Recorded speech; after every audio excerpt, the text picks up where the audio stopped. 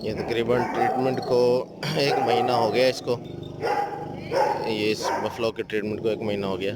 पेलन हीफर है, तो ये देख सकते हैं कि इसका खाना पीना ठीक है बिल्कुल, और ये बिल्कुल अपनी नॉर्मल कंडीशन पे आ चुकी है। तो उम्मीद करते हैं कि ये वीडियो आपको पसंद आई होगी। लास्ट में मैं इसका स्लाइड शो मेडिसिन का आपके साथ शेयर करूँगा। अल्लाह हाफ़िज़।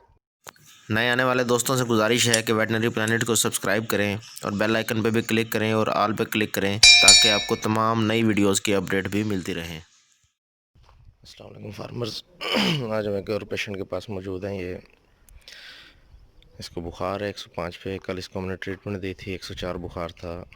पेनबॉयटिक 5 ग्राम और इसके साथ मिलॉक्सिकम हमने इसको दिया था, तो उससे इसका टेम्परेचर डाउन नहीं हुआ। और मैग्नीशियम सल्फेट भी हमने इसको दिया था औरली, बल्कि आज इसका 1 पॉइंट बढ़ गया टेम्परेचर। हम देख सकते हैं इस वक्त इसका टेम्परेचर 105 पे है और इसने पानी नहीं पिया कल से, डिहाइड्रेशन हो गई। आप देख सकते हैं कि आँखें इसकी किस कदर अंदर गई हैं और इसकी आँखों के जो डेले हैं ये सुर्ख हुए हुए हैं। देख सकते हैं किस तरह सुर्ख हुए हुए हैं। तो इसको हमने डायग्नोज किया कि इसको ब्लड पैरासाइट का मसला है। तो इसके लिए हमने इसको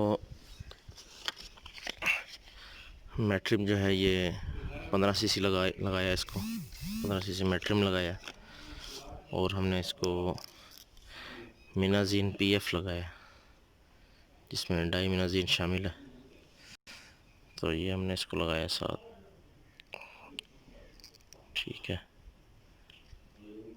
क्योंकि हमने जो डायग्नोज किया है उसको ट्रिपनोसोमिया जो है वो उसको डायग्नोज किया कि ट्रिपनोसोमियासिस हो सकता है इसको। तो इसके लिए हमने इसको ये ट्रीटमेंट दी है और इसके साथ हमने ऑक्सीटेट्रासाइक्लिन लगाई है, क्योंकि कल हमने पेनबॉयटिक लगाया था उससे हमें कोई रिज़ल्ट नहीं मिला। तो आज हमने ऑक्सीटेट्रासाइक्लिन लगाई है।